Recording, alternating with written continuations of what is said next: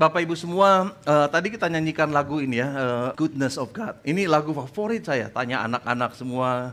Kalau di mobil atau di rumah, saya cuma bilang ke Siri, Siri, play Goodness of God by Jane Johnson and Bethel Music. Tapi itu saya suka sekali lagunya karena bicara tentang kebaikan Tuhan ya, bicara tentang bahwa Tuhan sampai kapanpun Dia tetap baik kepada kita.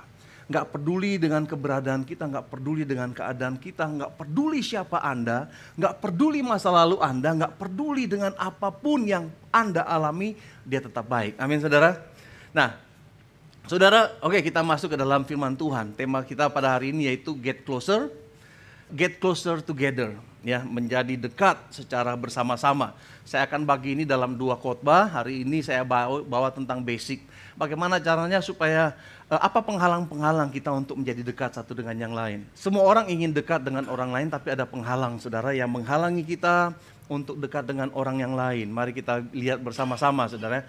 Nah, kita nggak bisa hidup sendiri saudara. Anda nggak bisa hidup sendiri. Kita diciptakan untuk menggenapi tujuan Tuhan, tetapi tujuan Tuhan ini bisa tercapai dalam satu konteks togetherness, dalam satu konteks tubuh Kristus. Kita nggak bisa mencapai potensi kita yang terbesar di luar tubuh Kristus, karena itu yang Tuhan sudah tentukan gitu ya. Nah, kalau Anda berpikir bahwa Anda bisa mencapai panggilan Tuhan terbesar tanpa tubuh Kristus, tanpa togetherness ini, saudara, Anda salah, saudara ya. Nah, bagaimana caranya supaya kita menjadi dekat satu dengan yang lain? Itu pertanyaannya. Gimana caranya supaya kita menjadi dekat satu dengan yang lain? Kadang-kadang worship leader atau saya atau mereka yang menyambut Anda di awal dari ibadah mengajak kita untuk bersalaman, memberikan tos. Tadi Ripka bilang, ayo kita berikan semangat satu dengan yang lain, tos itu ya. Itu untuk membangun kebersamaan, togetherness ini, saudara ya. Nah, kedekatan dalam satu keluarga itu, saudara, dalam satu komunitas gereja nggak bisa terjadi secara otomatis. Anda datang tiba-tiba secara otomatis kita jadi dekat satu dengan yang lain. Nggak bisa, saudara.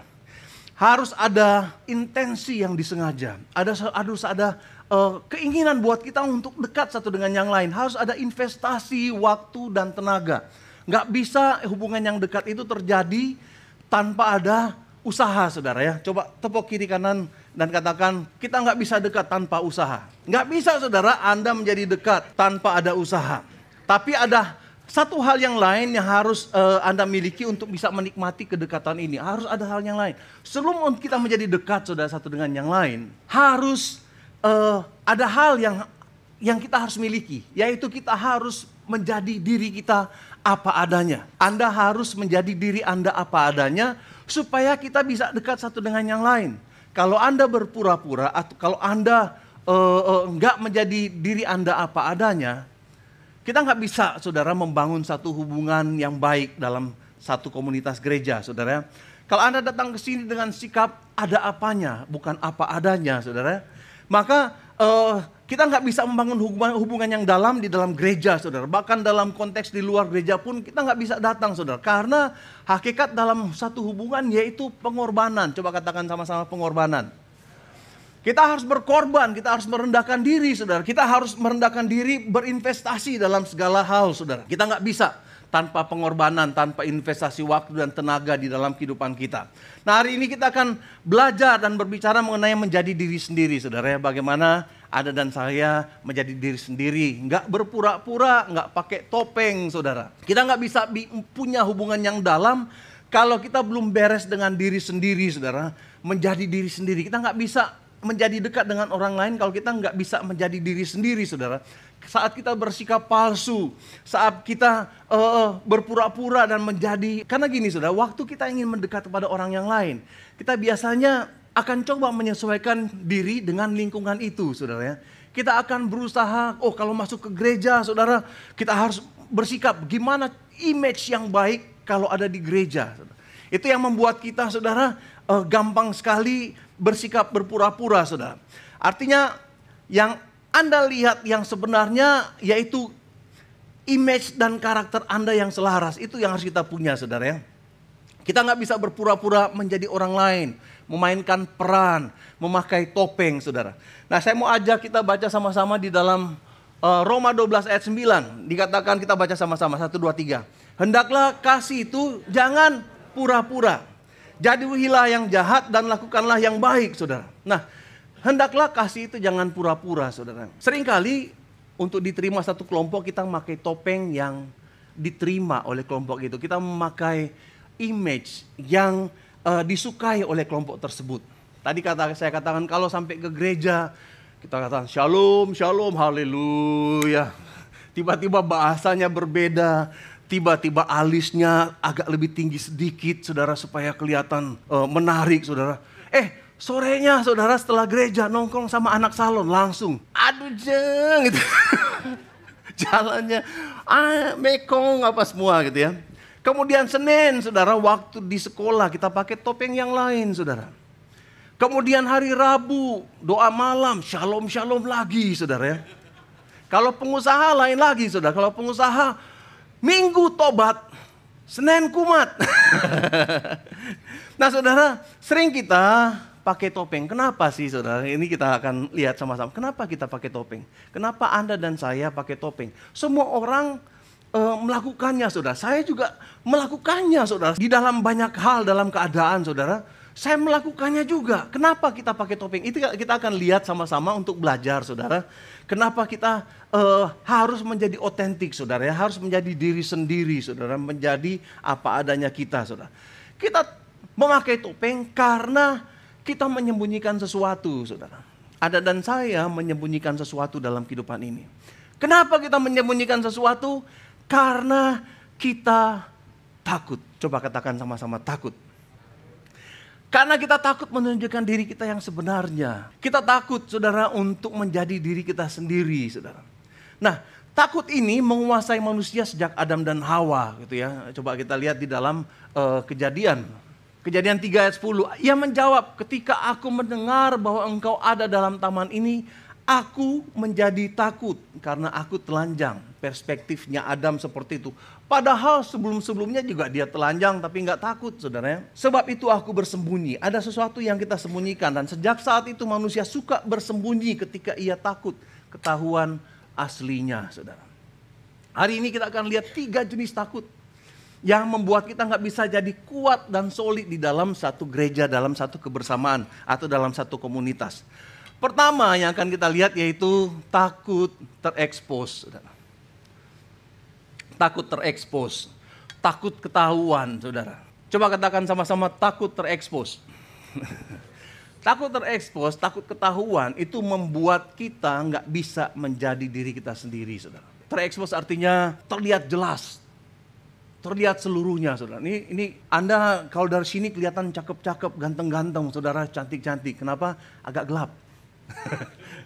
Kalau di sini, saudara, ini cahaya kiri kanan, saudara, membuat kita Anda bisa melihat saya, saudara. Keringatnya saya, saudara. Mic-nya saya, perutnya saya, mungkin hal-hal yang lain terlihat dengan jelas, saudara ya. Biasanya kita nggak takut kalau kekuatan kita terekspos, ya nggak? Oh, orangnya pinter ya, waktu dia memberikan solusi, wah keren banget, pinter. Kita nggak apa-apa waktu kelebihan kita terekspos, kemampuan kita, talenta kita terekspos.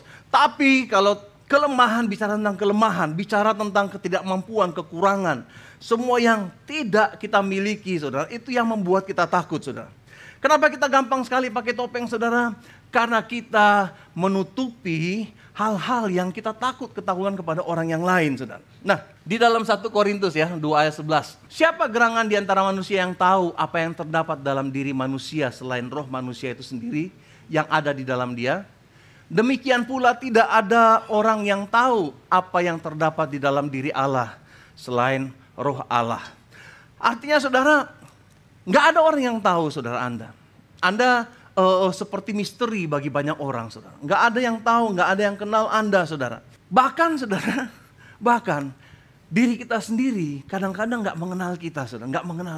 Saya seringkali bertanya-tanya, kenapa saya melakukannya? Kenapa saya nggak melakukannya?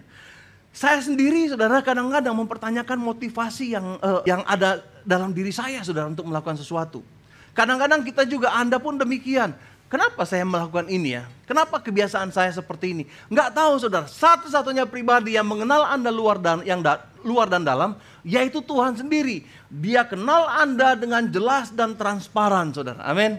Nah, bahkan di dalam kehidupan kita saudara, kita seringkali punya misteri dengan diri sendiri gitu ya.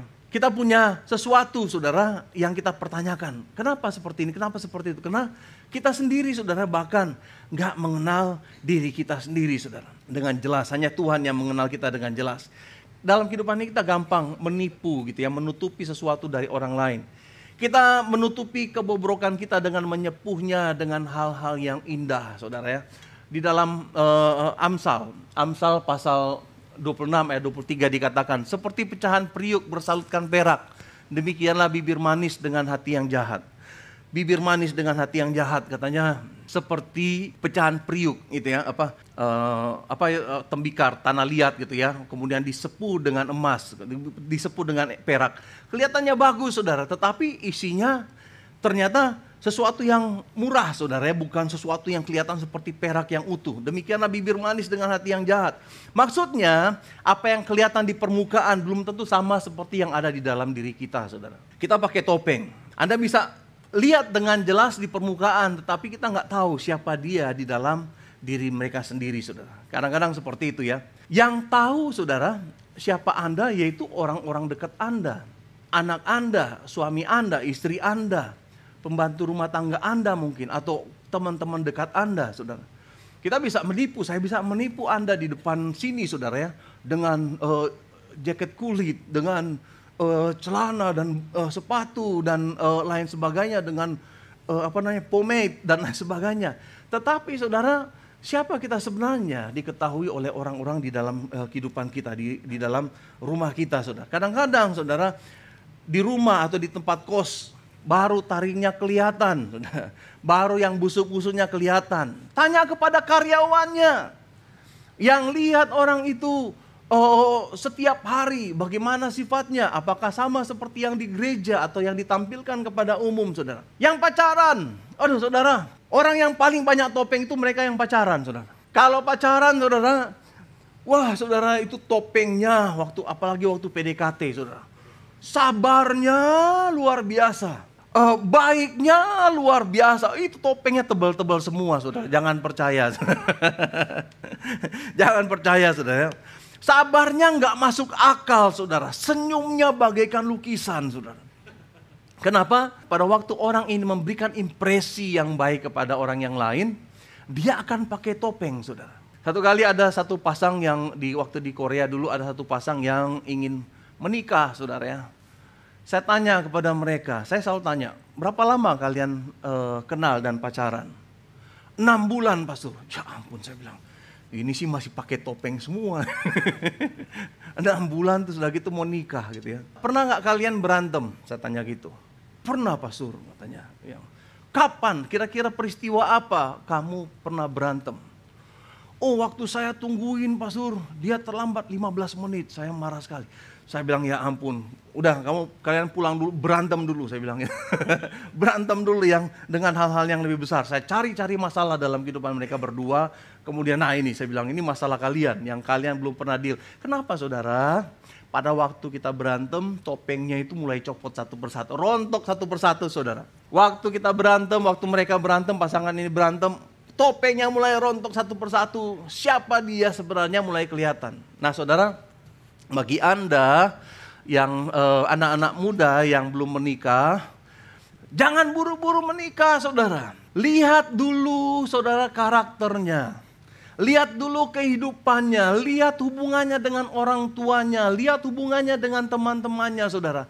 Baru saudara berantemlah supaya semua topeng-topeng ini bisa supaya Anda nggak beli kucing dalam karung. Amin saudara. Kita banyak orang saudara, terutama yang tadi saya katakan pacaran pakai topeng. Nah saudara, saya punya pengalaman dengan topeng-topeng ini saudara ya. Satu kali saya bertobat di Jepang tahun 92 pada waktu itu. 94. Saya bertobat di Jepang. Kemudian saya ada dalam satu lingkungan Setelah saya bertobat, beberapa bulan kemudian saya kerja sama-sama ada orang-orang gereja, saudara. Mereka orang-orang gereja, tapi saya yang paling senior waktu itu ya. Saya yang paling lama jadi Kristen dan waktu itu sudah melayani, yang lain belum melayani waktu itu ya. Tapi kemudian makin banyak. Nah saudara, ada banyak hal yang saya tutupi pada waktu itu saudara. Ada banyak hal yang saya tutupi sebagai pribadi saya gitu ya. Ada banyak hal yang saya tampilkan di gereja pada waktu itu, tapi saya sembunyikan, ada hal-hal yang saya sembunyikan. Saudara, makin lama pakai topeng kan capek saudara. Berapa lama sih kita bisa pakai topeng? Berapa lama sih kita bisa berpura-pura saudara? Nggak lama saudara. Paling lama 6 bulan saudara. Setelah 6 bulan rontok semua, capek semua gitu ya. Bosan semua, gerah semua. Saya pakai topeng saudara pada waktu itu, berpura-pura jadi anak alim saudara ya. Padahal saya nggak seperti itu. Saya juga punya banyak motivasi yang saya nggak sukai saudara. Satu kali saya gerah dengan semua ini saudara ya. Karena saya waktu itu baru bertobat dan masuk dalam satu lingkungan. Saya ingin diterima di situ. Kemudian saudara, apa yang saya lakukan di dalam small group saya itu, saya panggil ada satu teman saya yang lebih tua, yang cukup bijaksana. Saudara, saya panggil, sebentar saya pengen ngobrol. Kita masuk dalam satu ruangan, kemudian di situ saudara, saya bilang, saya pengen cerita siapa saya sebenarnya. Kemudian di situ saudara saya cerita, saya ini seperti ini saya ini seperti ini. Saya buka topeng saya satu persatu di hadapan dia saudara. Saya ini seperti ini saya seperti ini ini saya Begitu selesai ngomong gitu, saya keluar dari ruangan itu sebagai orang yang bebas saudara. Seperti kita kalau pakai, ini ya, saya ingat gak waktu pandemi. Kita semua pakai masker saudara, sampai saya udah begah kayaknya, udah bosen kayaknya. Tiba-tiba masker jadi gak wajib lagi. Kayaknya lega sekali saudara. Seperti itu waktu saya keluar dari ruangan itu saudara, tanpa ada penghalang dan saya menjadi diri saya sendiri. Waktu keluar dari ruangan itu saya senyum, hati saya bahagia, hati saya merdeka dan bebas saudara. Teman saya ini keluar dengan hati yang berat. Baru soalnya waktu saya sampaikan itu dia shock gitu. Iya ya Nando ya. Iya ya. Saya cerita, setelah saya keluar baru dia keluar dengan hati yang murung gitu. Saya bebas, tapi dia stres saudara. Saudara, saya mau ajak kepada kita semua untuk bisa menjadi diri kita apa adanya saudara. Mungkin ada saudara ya, emang pasti kita memiliki sesuatu yang kita sembunyikan. Wajar, kita manusia. Wajar, saya juga nggak berharap kepada Anda untuk semua cerita rahasianya. Nggak seperti itu saudara. Tetapi be authentic saudara. Menjadi diri kita apa adanya saudara. Belajar untuk hidup di dalam terang Tuhan saudara.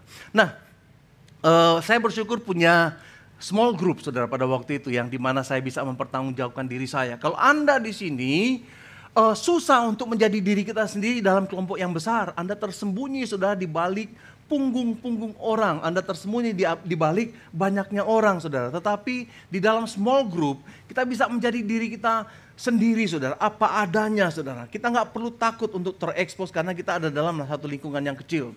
Nah, kalau Anda butuh konseling, Anda butuh share sesuatu, ada tim pastoral di sini, ada saya, ada Pastor Jason, ada Pastor Edward, ada Pastor Hans, ada Pastor Ineke, ada Pastor Jurisa. Share kepada kita saudara, dan kita pasti saudara akan mendengar dengan bijaksana saudara. Karena saudara keterbukaan adalah awal dari pemulihan saudara. Keterbukaan adalah awal dari pemulihan. Kadang-kadang memang saudara ada orang-orang yang menjaga jarak ya. Kita ada orang-orang yang menjaga jarak. Orang-orang yang menjaga jarak ini pasti kelihatan lebih cool gitu ya. Pasti kelihatan seperti macho gitu ya.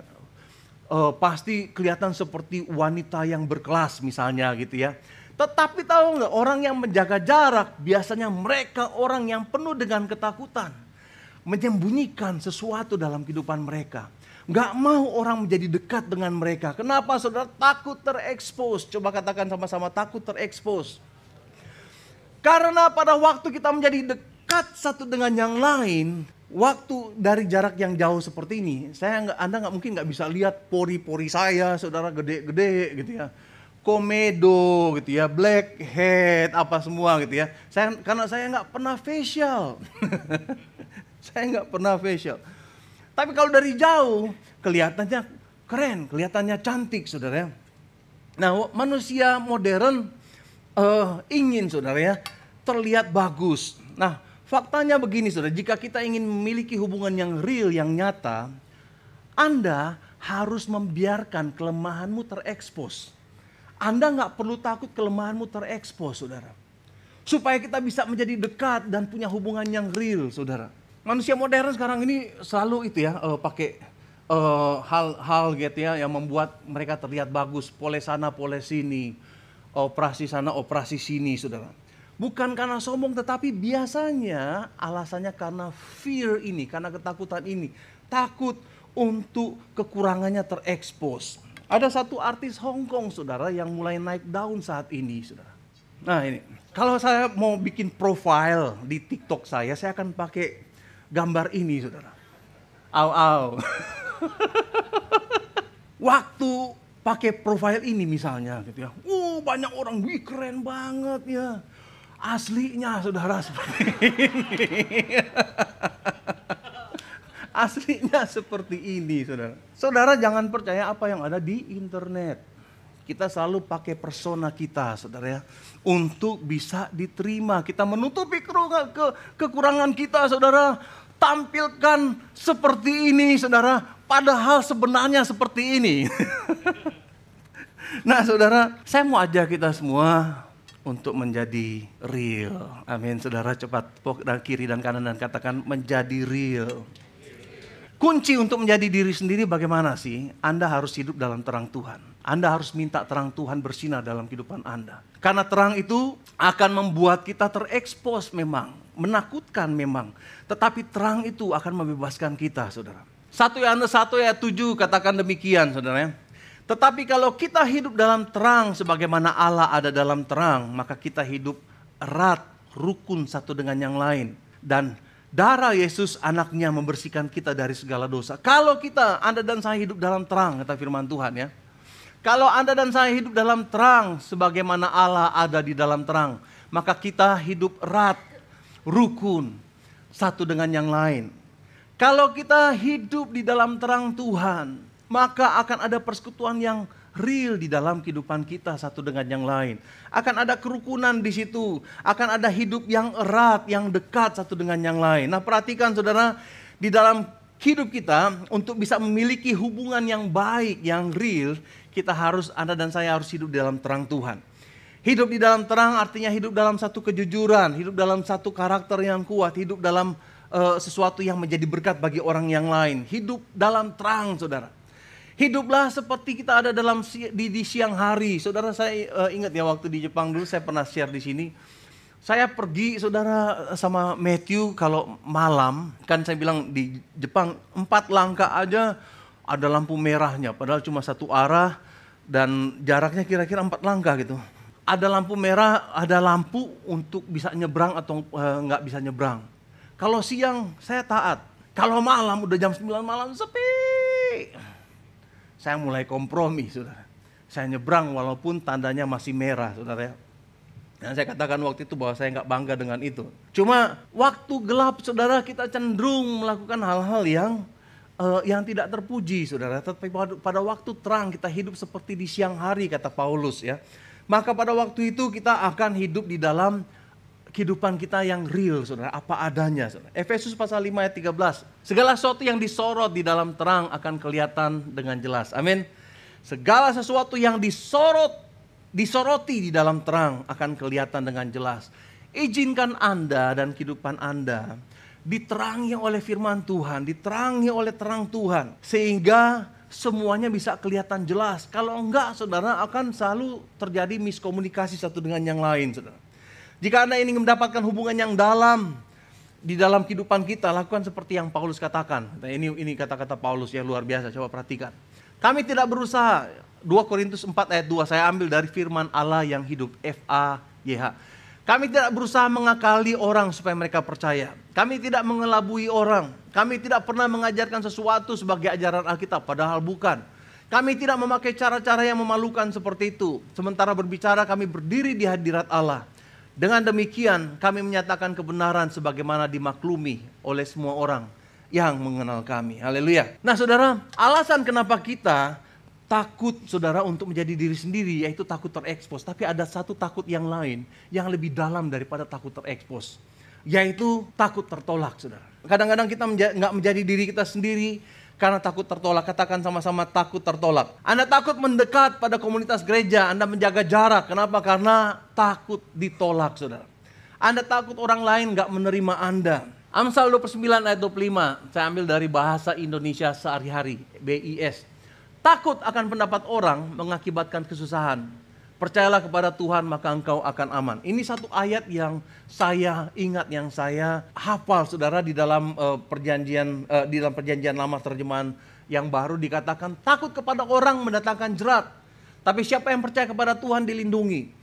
Takut pendapat orang saudara seringkali membuat kita nggak bisa melakukan apa-apa saudara. Kalau saya takut pendapat orang, nggak mungkin saya bisa berdiri di sini saudara. Karena takut kepada orang seringkali kita menghalangi kita untuk menjadi apa yang Tuhan inginkan saudara. Takut terekspos menghalangi kita untuk untuk menjadi diri kita sendiri. Tapi takut tertolak itu adalah satu alasan takut yang lebih dalam lagi. Banyak orang nggak bisa ngapa-ngapain saudara, atau tidak melakukan apa-apa, nggak pelayanan, nggak terlibat. Kenapa? Khawatir pendapat orang. Gimana nanti kalau saya begini, orang ngomong apa? Gimana kalau saya melakukan ini, orang ngomong apa? Gimana kalau begini, istri saya ngomong apa? Mau begitu, suami saya ngomong apa? Mau begini, bos saya ngomong apa? Karena bos saya satu gereja dengan saya, gitu misalnya. Saudara, kalau kita berusaha memperhatikan kata-kata orang, dikatakan takut akan pendapat orang mengakibatkan kesusahan. Coba katakan sama-sama, takut kepada orang mendatangkan kesusahan. Iya. Takutlah kepada Tuhan. Katanya kalau kita takut kepada Tuhan, maka engkau akan aman. Kalau Tuhan suruh apa, lakukan itu. Entah pendapat orang seperti apa, entah pikiran orang seperti apa. Tetapi itu aman saudara. Daripada takut kepada manusia yang mengakibatkan kesusahan. Nah, semua orang takut tertolak saudara. Di dalam komunitas banyak orang yang takut tertolak. Di dalam komunitas banyak orang yang mencari kasih dan penerimaan. Ada orang-orang di sini yang membutuhkan kasih dan penerimaan, saudara. Tapi sayangnya kasih dan penerimaan yang sejati hanya bisa Anda dapatkan dari Tuhan. Nggak bisa didapatkan dari manusia, saudara. Semua orang punya kondisinya. Kalau kamu begini, saya terima Anda. Kalau kamu nggak begini, saya nggak bisa terima Anda, saudara. Kalau Anda ingin mencari kasih dan penerimaan yang sempurna, datang dari Tuhan saja, saudara. Karena hanya Dia yang bisa mengasihi Anda dan menerima Anda apa adanya. Ingat, kita hidup di dalam dunia yang rusak. Saudara, kita hidup di dalam dunia yang rapuh, yang rusak sekarang ini. Dan kita tinggal bersama-sama dengan orang-orang yang gak sempurna, yang rapuh, saudara. Amin. Coba lihat kiri dan kanan. Mereka ini adalah orang-orang yang tidak sempurna. Termasuk saya, saudara. Kita gak sempurna, saudara. Kita hidup dalam dunia yang rusak, kita dikelilingi oleh orang-orang yang nggak sempurna, saudara. Semua yang di sini nggak sempurna, semua punya potensi untuk menolak Anda, punya potensi untuk melukai Anda. Dan memang, saudara, nggak ada kasih yang sempurna dari manusia. Kasih manusia ada saudara, ada term and conditionnya, saudara. Perhatikan, saudara, pada waktu Anda hidup di dalam satu kondisi di mana kasih penuh syarat, kita akan hidup di dalam kecemasan, saudara. Kita akan hidup di dalam situasi yang selalu ragu-ragu dan takut membuat kita minder, saudara. Ada banyak riset dikatakan demikian ya. Ini banyak riset psikologi katakan begini. Rasa percaya dirimu sangat dipengaruhi oleh satu pribadi yang Anda anggap sangat penting. Kalau pribadi itu adalah orang tuamu, rasa percaya dirimu tergantung dari pendapat orang tuamu terhadap Anda. Kalau orang yang paling penting dalam kehidupanmu yaitu suamimu, maka percaya dirimu sangat tergantung pada pendapat dari suamimu atau sama istrimu atau orang tuamu atau bosmu, saudara. Karena itu, saudara, supaya kita punya rasa percaya diri, Anda harus menjadikan Yesus sebagai pribadi yang terutama dan yang terpenting dalam kehidupan Anda, saudara. Amin. Kalau Anda ingin merasa punya rasa percaya diri yang kuat, jadikan Yesus sebagai orang yang terpenting. Kenapa, saudara? Karena Dia, saudara, adalah seseorang atau pribadi yang mengasihi Anda apa adanya. Dia mengasihi Anda. Yesus tahu siapa Anda. Yesus tahu luar dan dalam, dan Dia tahu kelemahanmu, aibmu, dan masa lalumu yang coba Anda tutupi, saudara. Tetapi Dia tetap mengasihi Anda. Amin. Walaupun Tuhan tahu siapa Anda sebenarnya, kasih-Nya nggak pernah berubah dalam kehidupannya kita, saudara. Mazmur 56 ayat 11 katakan demikian. Kepada Allah aku percaya, aku tidak takut. Apa yang dilakukan manusia, apa yang bisa dilakukan oleh manusia terhadapku. Kalau kita percaya kepada Tuhan, kita nggak perlu takut, saudara. Mungkin orang lain nggak menerima kita, saudara. Mungkin orang lain nggak mau mengakui kita. Tetapi, saudara, Tuhan, waktu kita percaya kepada Tuhan, takut kepada Tuhan, nggak ada satu manusia pun yang bisa menyentuh kita, saudara. Semakin Anda, saudara, Anda dan saya menyadari betapa kasih Yesus yang besar dalam kehidupanmu, saat itu, saudara, Anda akan mengalami kemerdekaan untuk menjadi diri sendiri. Anda berani untuk melepaskan topeng-topengmu. Anda berani untuk tidak berpura-pura. Nah, saudara, begini. Kalau Tuhan mengasihi Anda, menerima Anda, mengampuni Anda, tetapi ada orang lain yang membenci Anda, yang menolak Anda, masalahnya bukan di Anda, saudara. Masalahnya ada di orang itu, saudara. Karena Tuhan sendiri sudah menerima, Tuhan sendiri sudah mengampuni, Tuhan sendiri sudah mengasihi kita. Apa hak orang lain untuk menolak Anda? Kalau mereka menolak, biarin aja, saudara. Kalau mereka nggak menerima, biarin aja. Ini adalah urusan kita dengan Tuhan, saudara. Amin. Nah, ada level takut, yaitu takut terekspos. Level kedua yaitu takut untuk, saudara, tertolak. Ada level yang ketiga lagi, saudara, yang lebih dalam, yaitu takut terluka. Katakan sama-sama 1, 2, 3. Takut terluka. Takut terluka menghalangi kita untuk menjadi diri kita sendiri. Kadang-kadang karena kita takut untuk mengalami luka, kita menjadi orang lain. Kita membangun tembok-tembok dalam kehidupan kita. Seringkali karena takut tertolak, takut terluka, akhirnya kita membuat benteng-benteng dalam kehidupan kita, sehingga, saudara, nggak ada satu orang pun yang bisa masuk dalam kehidupan kita. Akhirnya kita menjadi orang yang terisolir. Kebenarannya seperti ini. Dalam satu hubungan, semakin dekat Anda dengan orang tersebut, semakin mungkin Anda disakiti oleh orang itu. Saya selalu katakan, lidah nggak pernah berdarah karena keinjek. Ada di sini yang lidahnya, aduh, lidah gue berdarah, kenapa keinjek? Terlalu jauh, saudara. Lidah biasanya luka dan berdarah karena apa, saudara? Kegigit. Karena dekat. Jadi orang-orang yang dekat dengan Anda adalah mereka yang akan paling mungkin menyakiti Anda, saudara. Anda nggak akan tersinggung, saudara, dengan orang lain yang marah-marah, lagi bawa mobil misalnya, kemudian wah, tiba-tiba ada yang ngamuk-ngamuk. Anda mungkin besoknya udah lupa gitu. Tetapi, saudara, kalau yang melakukan itu orang yang dekat, wah, saudara, itu sakit hatinya dalam, saudara. Sakit hatinya dalam. Nah, sekali lagi ingat, kita hidup dalam dunia yang rapuh. Kita hidup dengan orang-orang yang rapuh, yang gak sempurna, saudara. Mereka yang juga mengalami luka. Karena itu wajar kalau kita terluka. Coba katakan sama-sama, wajar kalau saya terluka. Setiap hari Anda memiliki resiko untuk terluka, saudara. Terima saja, saudara. Setiap hari Anda punya resiko untuk terluka. Anda punya resiko untuk terluka karena kata-kata saya. Anda bisa terluka dengan kata-kata tim leader Anda. Anda bisa terluka dengan kata-kata teman-teman small group Anda, saudara. Kita di sini, saudara, semua di sini punya potensi untuk melukai orang lain. Terutama mereka yang ada di dekat kita, saudara. Yang paling penting bukan masalah terluka atau enggak terluka. Masalah terluka ini masalah waktu aja. Mungkin sekarang enggak terluka, bisa terjadi beberapa saat kemudian Anda terluka karena orang tersebut. Bukan masalahnya terluka atau enggak terluka, saudara, tetapi masalahnya yaitu bagaimana Anda bersikap pada waktu Anda terluka. Apa yang kita lakukan pada waktu kita terluka? Kalau kita menggenggam luka itu kuat-kuat, saudara, yang ada yaitu kita semakin sakit. Dan kesakitan itu, pain itu akan menghancurkan kemampuan kita untuk menerima kasih lagi dari orang yang lain. Coba perhatikan, saudara, apa yang terjadi pada waktu kita menggenggam erat-erat sesuatu, saudara, yang melukai kita. Semakin Anda disakiti, semakin takut Anda untuk tersakiti. Semakin Anda membangun satu kebiasaan-kebiasaan untuk melindungi diri sendiri, saudara. Seperti bulu babi, ya kalau di Indonesia itu bulu babi. Bulu babi itu, saya pernah makan bulu babi waktu di Korea, di Busan waktu itu.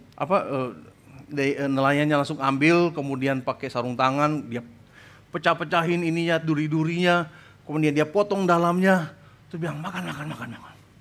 Jadi saya karena terdesak begitu, saya coba aja.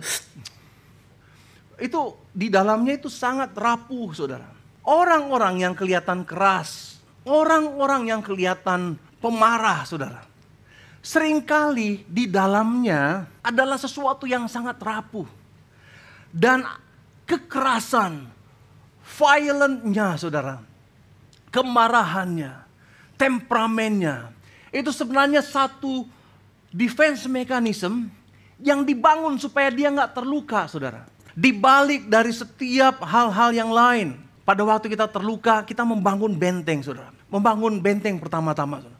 Terluka lagi, kita mulai pikir, wah nggak boleh ada orang yang terlalu dekat dengan saya. Kita mulai pasang duri-duri. Melalui kemarahan kita, melalui gampang tersinggung.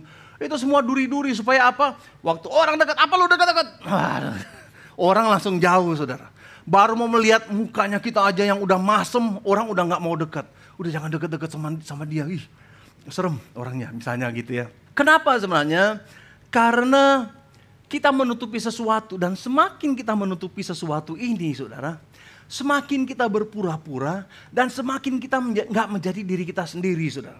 Kemudian apa yang terjadi? Kita mulai menghindari situasi-situasi yang punya potensi membuat kita terluka. Jadi saudara, kalau di sini ada orang-orang yang misalnya bersikap kasar, atau misalnya mukanya panjang-panjang, atau misalnya gampang tersinggung, panasan dan lain sebagainya.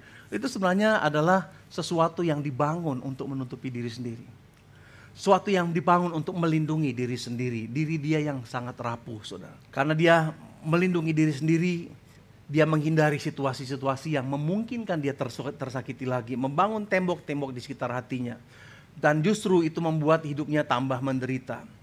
Tembok-tembok itu berupa sifat-sifat, saudara, yang membuat orang lain takut untuk mendekati dia. Ada orang-orang yang kelihatannya selalu sibuk dengan HP gitu ya. Tapi sebenarnya dia sedang, dia nggak mau disakiti, dia nggak mau terlibat dengan orang lain. Kenapa? Karena dia takut disakiti, saudara. Ada orang-orang yang kata-katanya ketus. Bukan karena dia jahat, bukan. Tetapi karena dia ingin menutupi sesuatu. Dia ingin menutupi kerapuhan hatinya, saudara. Membuat orang takut untuk mendekat. Ada orang-orang yang kritik. Sebenarnya itu apa, saudara? Defense mechanism yang dibuat oleh orang tersebut. Nah, saudara, jika Anda membangun tembok karena takut terluka, Anda sedang mengucilkan diri sendiri, saudara. Anda harus buka diri, harus berani untuk terbuka dan berani untuk terluka lagi, saudara. Memang, saudara, resiko terluka itu selalu ada, saudara. Apa yang terjadi pada waktu seseorang jatuh atau terjebak dalam situasi seperti ini? Dalam firman Tuhan katakan demikian. Pengkhotbah 5 ayat 17. Selama hidup kita meraba-raba dalam gelap, kita bersusah-susah, cemas, jengkel, dan sakit hati, katanya. Ini akan terjadi dalam kehidupan kita. Kita menjadi disorientasi, kemudian seperti hidup dalam gelap, hidup dalam kesusahan, hidup dalam kecemasan, selalu jengkel, selalu gampang sekali sakit hati. Hatimu lama-lama menjadi dingin dan menjadi seperti batu, saudara. Nah, saudara, terakhir, saudara, bagaimana caranya supaya kita bisa membuka diri dan bisa menjadi apa adanya? Takut membuat kita gagal dan gak bisa untuk jadi dekat dengan orang yang lain. Menurut firman Tuhan, caranya supaya kita bisa menjadi diri kita sendiri, walaupun kita mengalami masalah-masalah dalam kehidupan kita, yaitu, saudara, dapatkan hati yang baru, saudara. Coba katakan sama-sama, dapatkan hati yang baru. Yeskel pasal 36 ayat 26 dikatakan, kamu akan kuberikan hati yang baru dan roh yang baru di dalam batinmu. Dan aku akan menjauhkan dari tubuhmu hati yang keras dan kuberikan kepadamu hati yang taat. Apa yang ada dalam cangkang atau tembok karena luka yang pernah Anda alami, saudara, ya mungkin saat ini Anda mulai sadari, wah iya ya, jangan-jangan saya menutup diri saya, jangan-jangan saya bersikap seperti ini karena saya nggak mau disakiti. Yesus memberikan awal yang baru kepada kita, saudara. Seringkali pola ini yang terjadi ya. Kalau Anda lihat anak-anak, kalau Klavi ya, lihat sama Klavi. Kalau ketemu saya, Dedi Pastu, langsung lompat. Itu tanda bahwa dia kasihnya masih aman, saudara. Dia terbuka kepada kasih dari orang yang lain. Lihat anak-anak sekolah minggu nanti pulang dari gereja, anak-anak sekolah minggu yang toddler, yang balita. Mereka itu punya kasih yang murni, saudara. Mereka nggak punya masalah dalam menerima kasih orang lain. Tapi coba anak-anak remaja, halo, shalom. Udah nggak seperti itu lagi, saudara. Kenapa? Karena mereka mulai berhati-hati. Mungkin karena luka demi luka yang sudah dialami, saudara, waktu mereka bertumbuh dari balita sampai mereka masa remaja, saudara. Mereka mulai membatasi jarak. Beberapa dari Anda di tempat ini terlalu sakit hati. Ada banyak hal yang membuat Anda terluka sampai Anda menutupi diri, saudara. Udah bertahun-tahun mungkin Anda nggak bisa menjadi diri sendiri karena takut terluka. Anda membungkus diri Anda dengan kemarahan. Anda membungkus diri Anda dengan topeng, dengan kepura-puraan, dan menjaga jarak. Karena Anda takut terluka, Anda takut tertolak, Anda takut terekspos. Obat yang harus Anda lakukan untuk dipulihkan oleh Tuhan, yaitu ambil resiko lagi, saudara. Ambil resiko. Cuma itu satu-satunya cara, saudara. Kembali ambil resiko untuk belajar membuka tangan Anda lebar-lebar. Ini satu-satunya cara yang harus Anda lakukan untuk belajar percaya, saudara. Untuk bisa memiliki hubungan yang real. Amin, saudara. Belajar untuk percaya, saudara. Belajar untuk menerima kasih. Terluka adalah satu kepastian, saudara. Nggak ada di sini yang bebas dari luka. Anda pasti akan terluka, saudara. Tetapi kalau kita menutupi diri, saudara, Anda akan hidup dalam kesengsaraan. Anda berusaha untuk menutupi segala hal, saudara, tapi nggak bisa. Satu-satunya cara, yaitu biarkan terluka, siapa takut. Saudara, tapi itu bukan sesuatu yang gampang. Anda dilukai, sakitnya luar biasa, saudara. Anda disakiti, Anda dikhianati, Anda dimanfaatkan, Anda dibohongi, ditipu. Itu sesuatu yang menyakitkan, saudara. Tapi itulah manusia, itulah kita, saudara.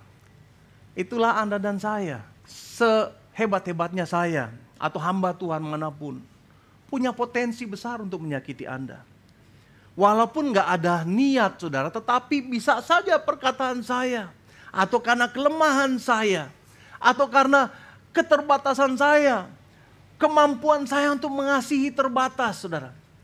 Itu membuat Anda tersakiti, saudara. Apa boleh buat, kita semua manusia, saudara. Kita bisa tersakiti dan kita bisa menyakiti. Orang-orang di sini, Anda semua, saya katakan ya, saudara. Semua yang ada di sini, Anda punya potensi disakiti oleh orang-orang yang ada di sini juga. Anda yang ada dalam satu tim, misalnya tim worship, Anda akan sangat mungkin disakiti oleh teman Anda sendiri. Anda yang ada dalam satu small group, Anda akan mungkin disakiti oleh teman Anda sendiri atau oleh leader Anda sendiri, saudara. Titus pasal 3 ayat 5 ayat 3 sampai 5 dari firman Allah yang hidup. Dahulu kita sendiri berlaku bodoh dan tidak patuh. Kita disesatkan oleh orang lain dan menjadi hamba kesenangan dan keinginan yang jahat. Kehidupan kita dahulu penuh dengan kebencian dan iri hati. Kita membenci orang lain dan mereka membenci kita. Itu keadaan kita, saudara. Tetapi kebaikan Allah dan juru selamat kita dinyatakan. Ia menyelamatkan kita bukan karena kita ini cukup baik untuk diselamatkan. Ingat, Anda diselamatkan bukan karena Anda cukup baik untuk diselamatkan, melainkan semata-mata karena kemurahan dan pengasihannya. Ia menyelamatkan kita dengan menghapus dosa kita. Ia memberikan kepada kita sukacita yang baru dari Roh Kudus yang tinggal di dalam kita. Pada hari ini, saudara, di dalam seri khotbah mini seri ya, saudara, kita belajar tentang together, get closer together. Ada hal-hal yang menghalangi kita untuk menjadi dekat dengan satu dengan yang lain. Karena kita takut terekspos, kita takut tertolak, kita takut terluka. Tapi hari ini, mari ambil resiko, saudara. Amin.